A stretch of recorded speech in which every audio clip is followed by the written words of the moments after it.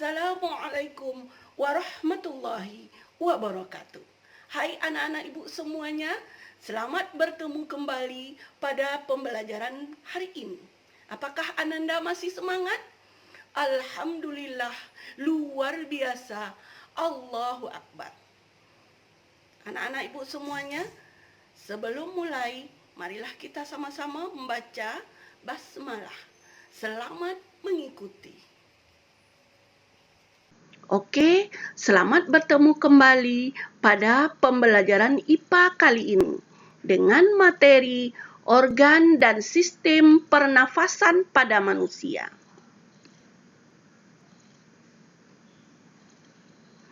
Walaupun kita belajar dari rumah, tetap semangat ya.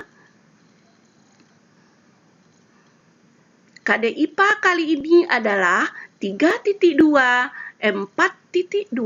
Tujuan pembelajaran kita kali ini adalah Ibu berharap Ananda mampu mengidentifikasi organ pernafasan manusia dengan baik. Sistem pernafasan pada manusia. Manusia bernafas untuk memasukkan udara ke dalam tubuh. Udara mengandung oksigen. Oksigen dibutuhkan untuk mendapatkan energi dari makanan. Energi itu menggerakkan semua proses kehidupan yang sangat penting bagi tubuh. Organ pernafasan manusia terdiri atas hidung, faring, laring, trakea, bronkus, bronkiolus, dan paru-paru atau alveolus. Yuk kita pelajari lebih lanjut bagaimana sistem pernafasan manusia. Alat-alat pernafasan berfungsi memasukkan udara yang mengandung oksigen dan mengeluarkan udara yang mengandung karbon dioksida dan uap air. Tujuan proses pernafasan yaitu untuk memperoleh energi. Pada peristiwa bernafas terjadi pelepasan energi.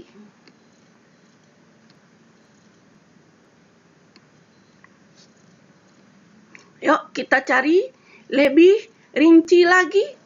Perhatikan gambar berikut ini. A itu adalah hidung, B itu adalah faring, C laring, D trakea, E bronkus, kemudian F paru-paru, G adalah diafragma. Kita perhatikan lebih lanjut. Yang pertama kita bahas tentang hidung. Ya, Anda lihat yang A. Ini adalah hidung. Hidung adalah tempat udara masuk melalui lubang hidung ke dalam rongga hidung. Di dalam rongga hidung terdapat rambut-rambut pendek dan tebal. Gunanya untuk menyaring dan menangkap kotoran yang masuk bersama udara. Selain disaring, udara yang masuk dilembabkan oleh selaput hidung. Yang kedua, B faring. Kita perhatikan faring ini. Nah, ini yang faring. Ya. Faring merupakan persimpangan antara saluran pernafasan pada bagian depan dan saluran pernafasan bagian belakang atau terletak antara persimpangan kerongkongan dan tenggorokan.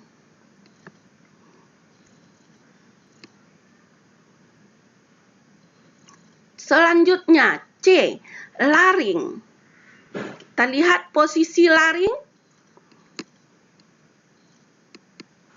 Ya, ini laring. Laring atau TK atau jakun terdapat di bagian belakang faring. Laring terdiri atas 9 susunan tulang rawan berbentuk kotak. Ya, ini C. Kita lanjut. Trakea. Yang mana trakea? Ayo, ini adalah trakea. Trakea adalah batang tenggorokan. Pada trakea terdapat jaringan yang disebut silia yang akan bergerak dan mendorong keluar debu-debu dan kotoran yang masuk. Bronkus. Coba Ananda perhatikan di mana letak bronkus. Bronkus merupakan percabangan dari trakea serta terdiri dari bronkus kiri dan bronkus kanan. Coba Ananda perhatikan ini bronkus. Ya, percabangan dari apa tadi? Namanya trakea. Nah, percabangannya ini ke kanan dan ini percabangannya ke kiri. Ya. Karena ini adalah paru-paru kanan. Kalau kita menghadap ke depan, ini contoh gambar ini menghadap ke depan, ini namanya paru-paru kanan. Ini adalah paru-paru kiri.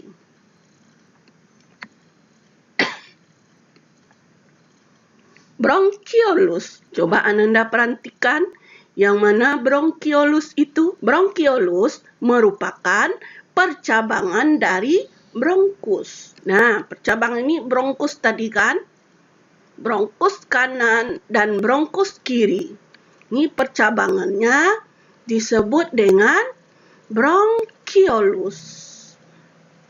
Nah, paru-paru kanan, paru-paru kiri. Kita perhatikan lebih rinci. Yang A itu adalah paru-paru kanan. Terlihat paru-paru kanan lebih besar dari paru-paru kiri. Nah, ini bronkus kiri. B, bronkus kiri.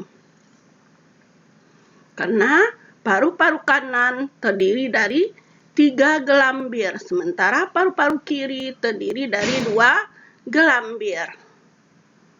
Kemudian C, otot di dinding bronkus. Ini otot di dinding bronkus. Ruang udara di dalam bronkus.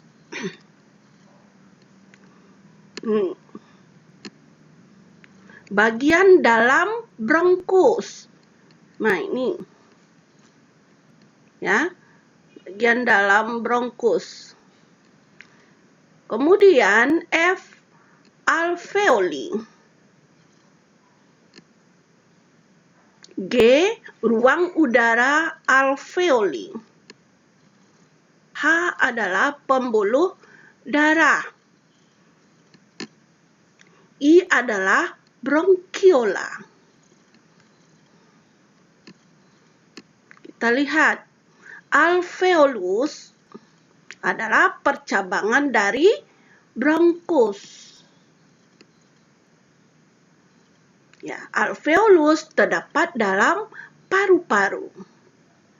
Merupakan tempat pertukaran O2 atau oksigen dan CO2 yang dikelilingi oleh kapiler darah. Mbak Nana perhatikan ini.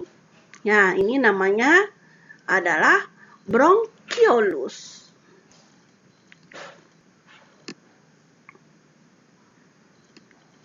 Berikutnya adalah diafragma. Bernafas adalah kegiatan menghirup O2 ke dalam tubuh dan membuang CO2. Kegiatan bernafas membutuhkan kekuatan otot. Otot bernafas utama adalah diafragma yang terdapat di bawah rongga dada berbentuk seperti kubah. Coba Ananda perhatikan bagaimana proses pernafasan kita. Ketika udara masuk Kemudian keadaan rusuk kita bergerak keluar. Ya, kemudian diafragmanya akan mendatar. Selanjutnya, jika udara itu keluar dari tubuh kita melalui hidung ataupun mulut kita, maka tulang rusuk akan bergerak masuk. Nampak bedanya? Ya, kemudian diafragma kita berelaksasi naik ke atas. Coba kita perhatikan penjelasan berikutnya tentang diafragma. Yuk kita lihat lebih dekat tentang diafragma ini. Apakah Ananda sudah memahaminya? Coba pelajari lebih rinci lagi. Perhatikan gambar-gambar yang ada di layar ini.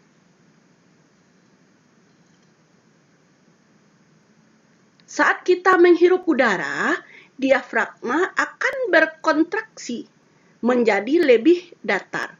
Saat itu, paru-paru membesar untuk dapat menampung udara yang kita hirup. Saat kita menghirup udara, otot-otot tulang rusuk mengangkat tulang rusuk kita sehingga paru-paru membesar. Sebaliknya, saat membuang nafas, otot diafragma akan relaksasi dan tulang rusuk mengendur. Paru-paru mengerut lagi ke ukurannya yang lebih kecil dan menghembuskan udara pengap berisi karbon dioksida. Organ pernafasan manusia adalah organ yang membantu proses udara masuk atau keluar dari dalam saluran pernafasan. Proses pernafasan dibagi menjadi dua macam, yaitu pernafasan internal dan eksternal. Pernafasan eksternal adalah pertukaran udara antara darah dan atmosfer. Proses ini terjadi di permukaan alveolus di dalam paru-paru kita.